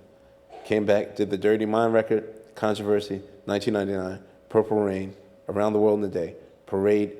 Soon as we got to the third song on Parade, which is called I Wonder You, he was like, yo, keep on playing that beat. And I just kept on playing that beat. And I mean, we were slow as molasses, slower than the answer I'm giving you now. And I think maybe a half hour later, and that's the thing, like now I'm lazy about it. And because there's Pro Tools and easier ways to execute it, I can just tell the engineer, look, loop these 4 bars, and then I can play something for 4 bars. And then they loop it, I can take a break, and he could play with it. But back then, I was the Pro Tools. I'd have to play that beat over and over and over again, and he'd just sit there, and then he discovered something. And next thing you know, that's how Africa got born.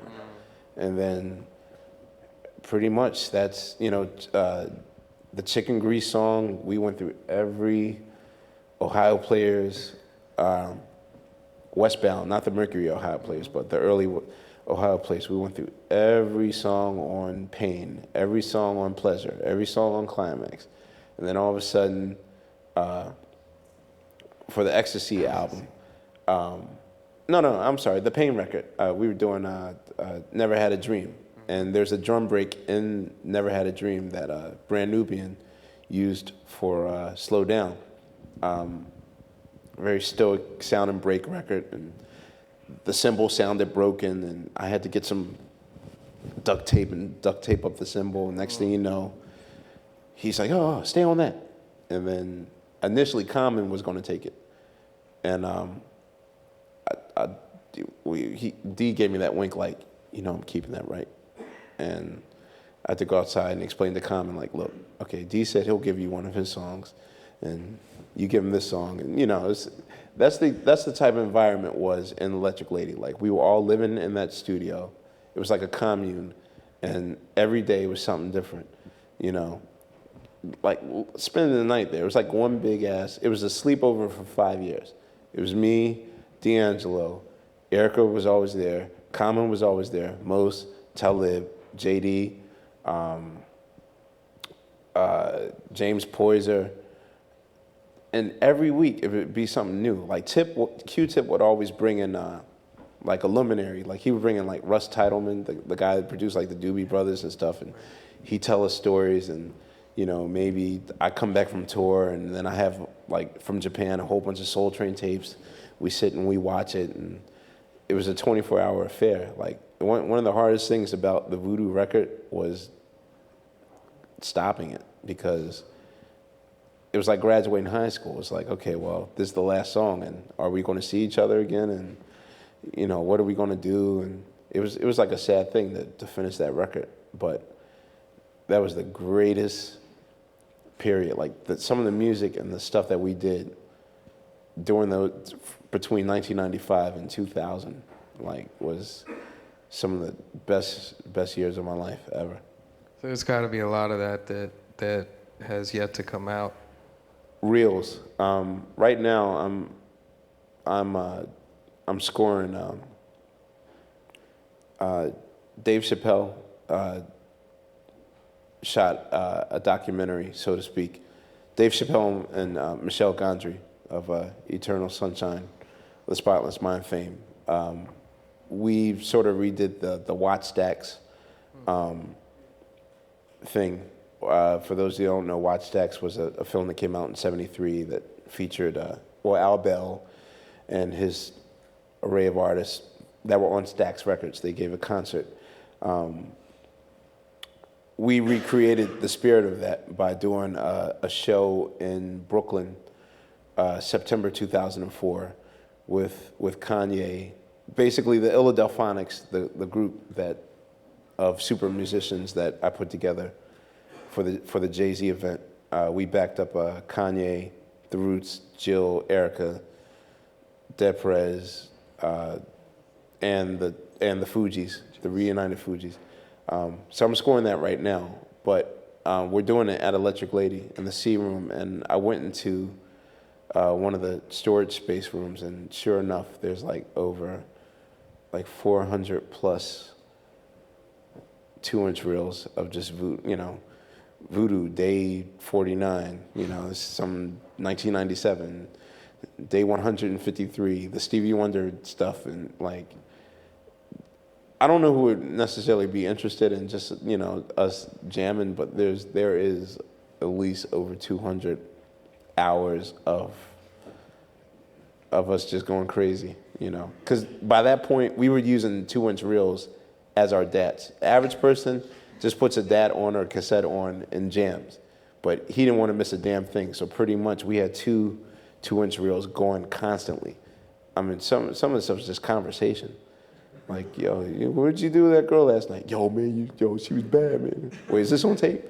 Oh, fuck it. Anyway, so the three of them came in my bedroom, right? And then, so it's like, it's like that, So yeah, it's still up there, and I don't know. I guess they're gonna maybe transfer it to Pro Tools to protect it or something. I don't know, but. So how did that? I remember at the time when that block party. The Brooklyn event that you were talking about, when that jumped off, it was a big deal because the Fugees were, reuniting. And would they show up or wouldn't they show up? Yeah, would they or wouldn't they? Yeah, and I didn't know that. No, we didn't know. Probably the scariest thing was whether or not even would the Fugees show up, basically would Lauren show up. Mm-hmm. And, David wanted to create an atmosphere. He was at the peak of his powers by that point, and he figured that probably the best thing that he could do with the peak of his powers is to expose the world to the hip hop that he listens to, which he really didn't have to do that.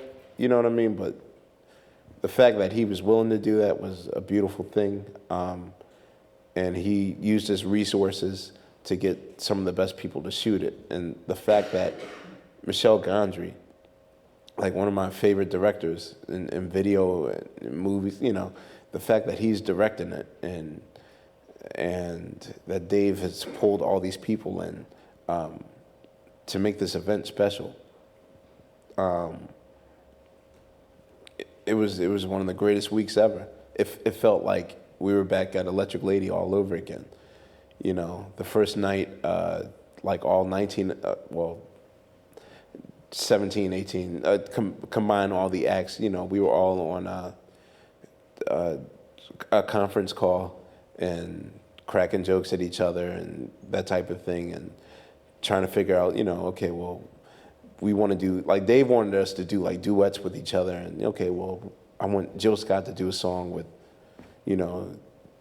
Common, and I want Deprez to do a song with, these people and mix and match and all that stuff. And at the end, it came out really. It was brilliant because no one in New York even suspected something like that happening, and the fact that we pulled it off without a hitch, and the way it's depicted in the movie, it's not a concert film.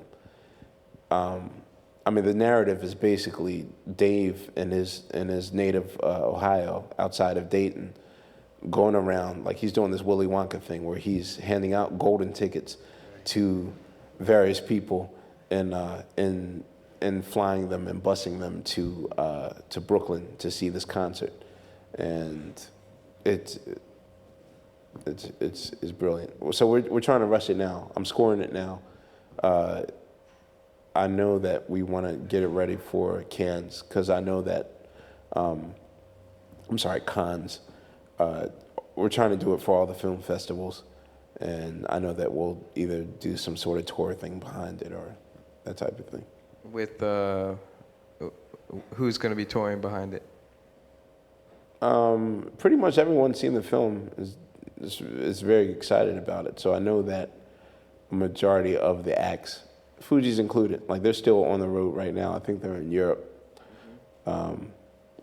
doing some spot dates. But I think everyone's pretty much in agreement that we should try and execute this across the United States so that people can see, you know. And have you all wrapped up the next Roots studio album?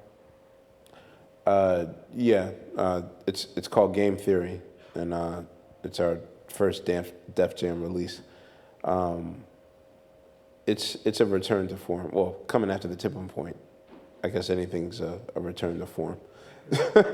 So, yeah, it's a return to form, so to speak. I don't know. I have this obsession with trying to match or do something bomb squatty. The Hank Shockley Collective led Bomb Squad that produced the Public Enemy and Ice Cube records. So right now in its current state, it's a very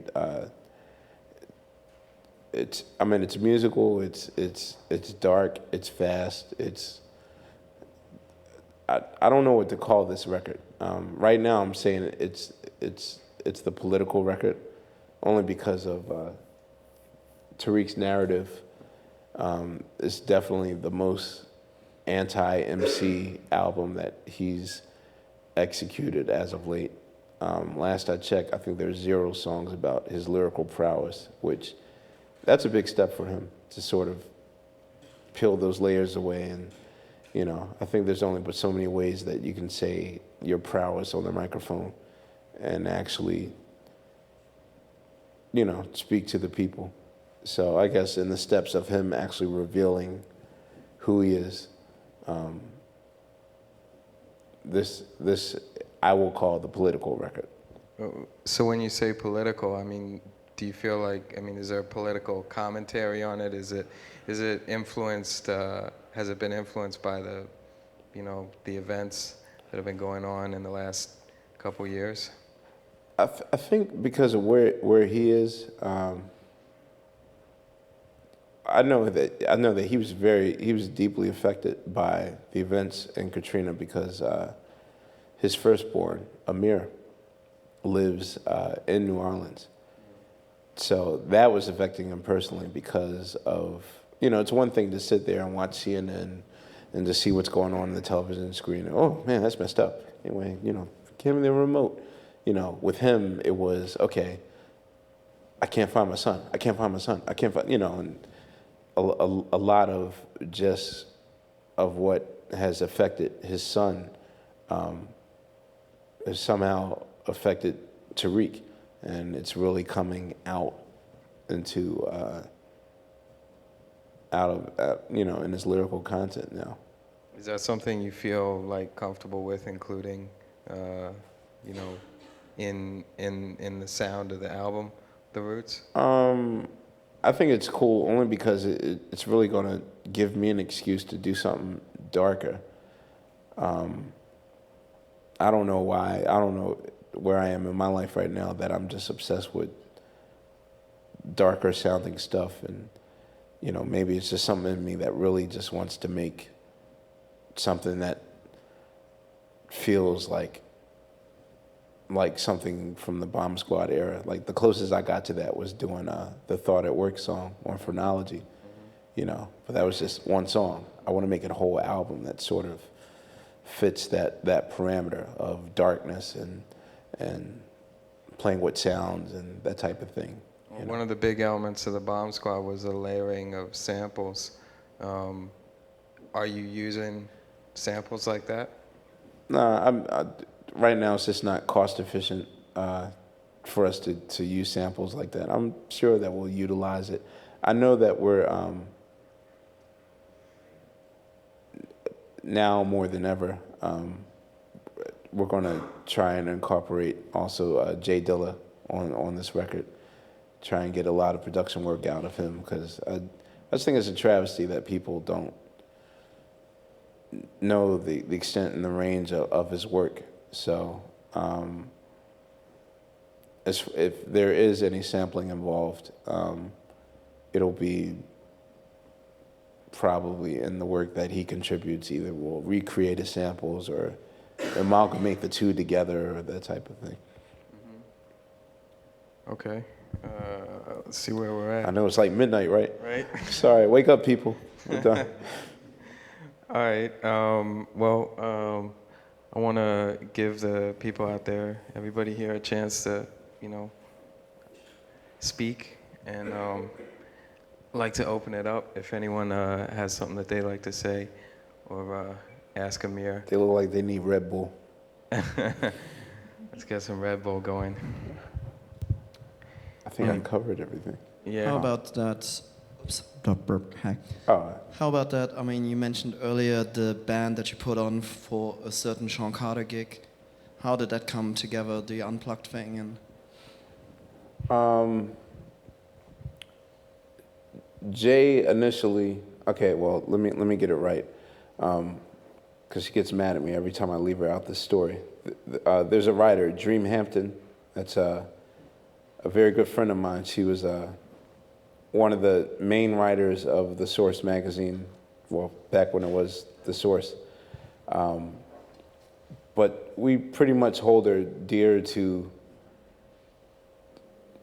her tastemaker abilities, the fact that she can recommend something and actually execute it and make it happen. So Jay had mentioned to her that in order to do Saturday Night Live in the fall of 2000, he needed a band. So she said, well, there's only one group of musicians that can even fit that bill. The problem was we were on tour at the time, but he'd never let up on the idea that maybe we should work with each other. I was a little shocked in the beginning, because of the during that time period, the apartheid system in hip hop, like the have and the have-nots going against each other, and of course I know that they look at us like we're minions, and you guys are nobody, you backpackers, you underground, I was shocked that he wanted to work with us. But then after working with him, in the ongoing Age of Irony thing, you'll be very shocked at when the truth is revealed, who is what in the world of music and just life in general. And at the end of the day, he's one of the most professional people I've ever worked with, one of the more nicer, less high maintenance people I ever worked with. You would figure that the side of music that I represent, that we're supposed to be the kinder, gentler, politically correct, not high maintenance, not,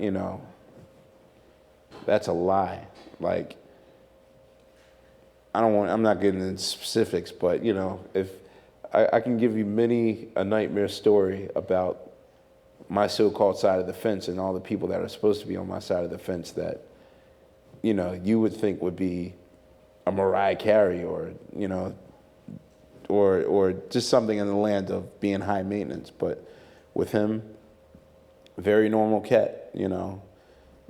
He was open to ideas, and just the fact that he was open, just the fact that he asked questions. I'm sorry, I need Red Bull. Just the fact that he asked questions and wanted to, you know, call me at 11. Oh, how can we make this better? You think we should take this song out and do, you know, Heart of the City, or should we do?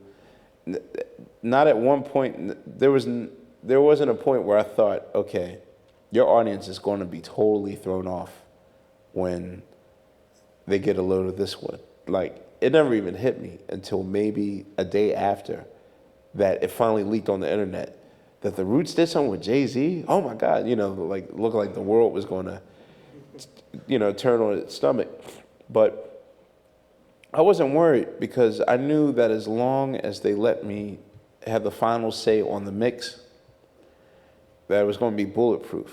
And when I looked at the final product and I mixed it down and it sounded, you know, it got the nod factor approval of everyone in the studio, I knew it was Teflon. Like, there was no way that you were going to criticize, even if you were the staunchest Jay-Z hater at all. Like, there was no way that you, with a straight face, was going to say, all right, maybe that's okay. Okay, I'm feeling this. You know, I wanted to make it bulletproof. And since then, you know, we've been cool, you know, socially cool. Who came up with the change of the music in Takeover on that concert? Me, sorry. Is that going back to the days when you were playing out in the street? Well, yeah, like I wanted just to mimicking things. Again, I think I was so caught up in the moment that I didn't even think that, oh God, Nas and Mobb Deep might actually catch feelings towards us doing this. You know, it was just like, yo, when we go to the Nas thing, yo, we should change the music up, and you know, when we go to Mobb Deep, we should change up the music. I did in rehearsal, and then I thought about it, and I was like, no, we shouldn't do it. He happened to walk in 1 minute later, and he's like, yo, what, y'all was just doing Uchi Wally on it? It was like, yeah, we're doing it. He said, yo, y'all should do that. And I was like, nah, that's too much. And, you know, by that point, I had realized that, okay, we could really be putting extra gasoline on the fire. And by that point, he was like, nah, man, I got to have it. I got to have it. Do their music when I'm dissing them. And then, you know.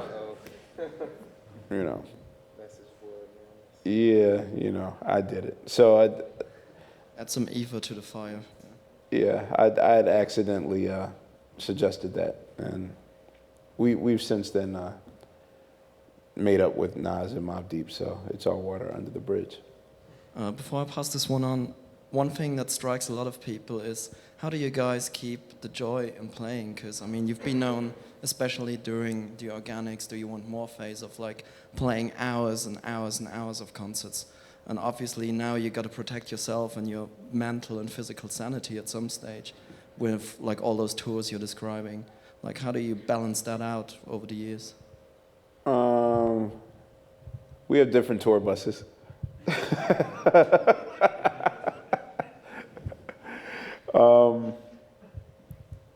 Actually playing,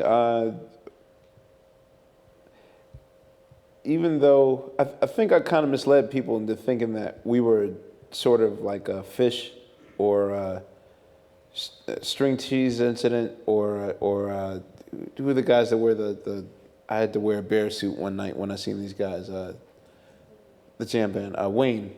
That's funny. I know the cast of characters. Yeah, Flaming Lips. Thank you. Yeah, first time I seen them, he's like, yo, put this bear suit on. I put it on, and I didn't know what the fuck I was doing, and then I had to go out there and dance with the bear suit on. But, like, those guys do different shows every night. I want to get to that point. Like, I don't want to ever mislead people into thinking that, you know, the Roots show is different every night. It's not different every night. But for us, to keep our sanity, you know, I will change 30% of the show. You know, maybe I'm bored and, you know, one time, and it also depends on the location. Like if we are in Finland, not saying that, okay, we'll pull the wool over people's eyes over in Scandinavia and just do like waltz versions of like Proceed, or do like a polka version of Mellow My Man. But I mean, we'll do more adventuresome things the further away we are from our home base.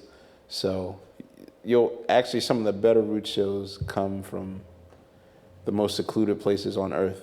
Like when we did Perth, and when we went to Perth in Australia, which I think is probably the most secluded city in the history of the world. Like, I think I actually did some stand-up comedy. Like we were doing everything but the kitchen sink that particular show. So I mean, we switch it up just so that those songs don't get stale to us.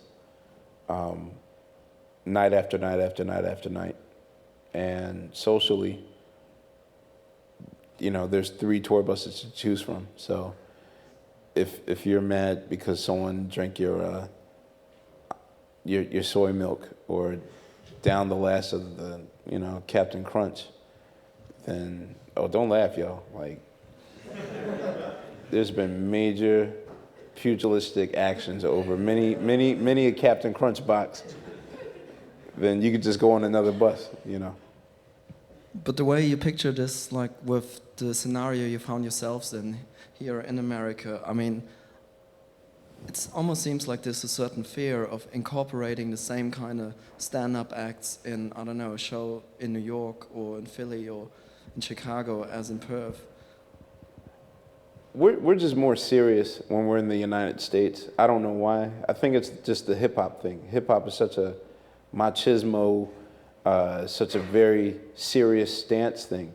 And, you know, even a group as perceived or as vulnerable as the Roots are perceived to be, you know, sometimes we do have our moments where we are, you know, where we're crossing every T and dotting every I, you know, and it really just depends. I mean, if you're in Chicago and you're playing and you look to the side and all of a sudden, like Kanye West and his 6 buddies are watching your show, then that's going to cause something different in you than whereas, you know, you're in Lyon, France, and there's a girl doing a silly dance on the side, and all of a sudden, you know, you bring her on stage, and then next thing you know, I mean, it just really depends, like on the setting. You know, America is just a more serious place, you know.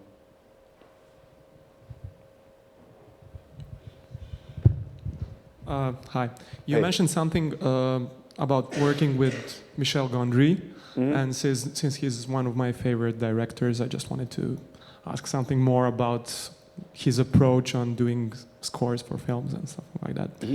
He would love for you to say that, because I talk to Michel a lot, and I thought I was the only artist that really tries to downplay or beats himself down for whatever his place is in the pantheon of the world of music. But yo, he's even worse than me. Like, to talk to him, you would think that Eternal Sunshine would be like, you know, like a C film, or like next to like the porno section or something, like just something like, in his eyes, like he has to make a film that will stand up in the light of the French community that he respects, you know. And he says, oh, you know, I use Jim Carrey, and you know, the French people look, you know, the people look down at me because you used that American clown actor Jim Carrey in your film, and da da da. So we talk a lot. Like, first of all, he's a drummer. Like, you know, so he's always calling me up Actually, I don't know. Are you familiar with MC Paul Barman? Yeah, I've heard, but I mean, just to get back to his drumming part, there's a really good part about his drumming on his DVD. I don't know if you checked it out. No. Okay. Well, he told me about it. I didn't see it yet, but him and Paul Barman, I actually introduced those two at a Labor Day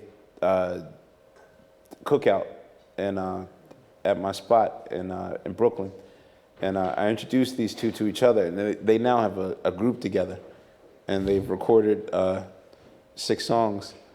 So like Michelle really wants to be a drummer, and if you know Paul Barman, he's just crazy already. So, but as far as his approach was, I've just never met a more confident filmmaker ever. He just says, "Trust me," and you know, it's funny. Like when we were having that conference call discussion between the 19 of us, it was like Dave, Michelle, and then all the artists. Michelle just said, "I just want you people to trust me and believe that I will make this a beautiful experience." And you know, some of us had questions. You know, Jill was like, you know, well, I want to make sure that, you know, you shoot my good side and da-da-da-da, and what are we going to have to do and da-da-da-da-da. And after a half hour of these questions, you know, most said, wait, everybody, I think we're getting away from the point here. You have to understand, this man is from France. For God's sake, this country gave us some of the best baguettes ever. That's enough to trust him. That's Moses' theory on why we should trust the French. So, but you know, he did a beautiful job. You know, that's all I can say. Like he just wrote a treatment for our one of our singles from the Game Theory record that. I'm gonna see how much that trust is gonna go, because this is probably like the most radical thing that I've ever had to do, you know. But I'm gonna trust him, so we'll see how long that goes, you know. Yeah, just a quick question. You were up in Vancouver maybe about a month ago for the Hip Hop Expo, and my boys went to pick you up at the airport, and we're expecting vinyl. And you showed up with the laptop and the software. When did that switch change, or you know, what's your kind of theory towards not using vinyl, but you know, coming from the laptop? When my back started killing me. True. No, I use Jazzy Jeff and DJ Rectangle. They're my traffic signal for whether or not something's cool or not. Like at one point, the big controversy was using the CDJ 1000. Like, is it safe? Is it not safe? And then Jazzy Jeff and Rectangle, like, so everyone brought them all, you know. So then when Serato came out, like Jeff, I didn't even see it first. Like Jeff called me. He's like, "Yo, run down to Armand's and get you a Serato." And I was like, "Huh?" He's like, "Just do what I say." Okay. I didn't even know what a Serato was, and they handed it to me. I'm like, "This is it?" It's like, "Trust me, Jeff has the other one. You have the last one, and you're going to have the last one until a month from now." And Serato actually enables me to pack in more and more songs than before. One of the problems I had with touring with my vinyl was that something will always get destroyed. During the OK Player 2000 tour, our equipment truck spilled over in Denver, and one of my records, I was spinning an original Headless Heroes of the Apocalypse by Eugene McDaniels, a record that I paid $300 for. Snapped, and ever since then, that's when my whole theory of, well, play wax and, like I was a purist like everyone. Like, I'm going to play the original wax, let them see the 45 of the impeach the president and all that stuff. But then I realized that it was wear and tear on my records apart, traveling from country to country, getting abused and that type of stuff. So this, I don't see using, of course, like there's the age-old debate of, keeping it pure or rolling with the punches in technology. But I don't know, like this definitely makes my workload easier. I don't have to lug 9 crates around the world, and there's still 3 crates worth of records somewhere in where's the Paris airport? De Gaulle, yeah, still over there right now. Oh, we don't know what it is, Mr. Thompson. We're sorry, So that's why I use Serato. So it's not just a computer, it's technology. I want to talk about that record, that Seed record, the Seed. Yeah, it's probably one of the biggest hits you've had, I guess, like one of the closest to mainstream you got, but it's also one of the biggest, heaviest, like spaced out production on it that came out on the, maybe, I don't know, top 40 records in a long time. So how did that come out? How did that happen? The Seed. Especially since the original is quite a sober and lo-fi affair by Cody Chestnut. So. Yeah. Again, Dream Hampton, the muse of us all. I did a show in Detroit, and she had a demo of Cody Chestnut, of which she wouldn't reveal to me who it was. And then we made a gasoline stop. And while she was inside paying for gas, I ejected the CD real quick and saw Cody Chestnut, the headphone masterpiece, wrote it down. And then I went on my website that night and said, have any of you guys ever heard of the guy named Cody Chestnut, the headphone masterpiece?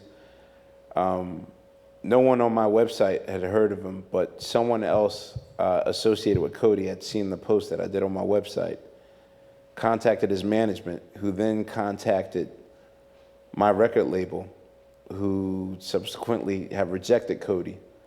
Because then my record label called me up and said, hey, you made a post about this guy named Cody Chestnut. I was in the office. You mean this guy? And they reached in the throwaway demo pile and was like, this guy? I was like, yeah, that's him. That's the CD. It's like, you want this guy? I was like, yeah. And they were just shocked. They were really shocked. Like, man, his music's horrible and da-da-da-da-da. I don't know what made me gravitate towards Cody at all. Like, I think that a lot of black people's experience with rock music has to do with the MTV experiences that most of us had. Like, if we wanted to watch Thriller or a Prince video in 1982, 83, we'd have to sit there and sit through countless and countless and countless of the videos that they were showing on MTV, which were pretty much like hard rock. So, like when I thought of hard rock, then, it was like Led Zeppelin's Foolin'. Like that was my idea of, that's rock. I mean, that's before I educated myself and saw the different areas of it. But Cody's approach to music was more Beatles, Brian Wilson-esque, like his sense of melody and that type of stuff. And so that's why I liked his demo. And then when I heard the Seed, I just thought, okay, well, by that point, I felt like the Roots were just going to be like the Moses of hip hop, which was basically like, we're just going to usher in someone new. We ushered in Jill. Okay, go on, Jill. We ushered in Erica and like all these other people, like just ushered them through. So I figured, okay, well, we'll cover one of his songs and introduce Cody to a whole new audience. But I think that in retrospect, I mean, no, I love the song and I wouldn't change anything about it, but Cody was definitely like one of those artists that wasn't ready for his spotlight. Like, he's a very guarded, very private person, very anti-industry. Not many people know that he was signed to Death Row. Like, Suge Knight had the vision, like he wanted to one of his managers' words, like Suge Knight wanted that rock money. He wanted rock and roll money. He wanted white people's money. And so he wanted to develop a label that was a subsidiary of Death Row Records. And Cody was his first artist. And they just laid in limbo for 4 or 5 years. And Cody sort of just got disenchanted and went back to his mother's house in Atlanta and made this record that I caught my ears, like in his mom's house. And, so I got to understand him being skeptical of, okay, here comes success again, and, it's going to play another nasty trick on me. So I scratched my head that he walked away from it, but I guess I kind of applaud him because he walked away from it as well. So. Yo, just wanted to ask about how you go about planning a set for the Roots in terms of like your song flow and the dynamics between the musicians involved. Song-wise or album-wise or? Live, like your show on stage. Oh, live? Yeah. I kind of base it on, now my primary concern is that they don't wear themselves out, because Tariq is now the lone man. It was never like Malik was ever a part of the live ensemble so that Tariq could catch a break. But you have to understand that because Tariq projects so much and puts so much effort into his words, and when he's performing live, to bring that much text and that much energy for that long period of time could be like overwhelming. And he has to do the chorus and the verse. It was one thing when Rozelle was in the group, when it's chorus time, Tariq gets that, a little 12-second break, drink some water, regroup himself. But, now that Rozelle is gone and now that Scratch is gone, it's all Tariq. So my primary concern is wearing Tariq out. So I'll kind of pace the show so that, okay, this part's slow, or maybe we can do a little musical break here so that he can catch a 30-second break. Hub might complain that, these lights are too hot or whatever, so let me get his solo out the way first and then he gets to take a break. Like, I'm now thinking of in terms of how can I'll take the most work on. Like, I can do 3 to 4 hours straight of drumming without complaining or whatever. So 9 times out of 10, I'm just thinking about the 4 of them, because if they're all bitching and complaining about, like the show's too long, Amir, and this type of stuff, like I got a Jedi mind trick them. So I construct the show by who can take a break. Okay, come on, you take a break, let us work out. And Hub, you take a break, let us work out. And okay, I'll do a drum solo here. That's 20 minutes, and that type of thing. Anyone? Go once, go twice. Yep. Anybody? That's it. All right. Yeah. Thank you very much. Thank you. Thanks, everybody. I appreciate it.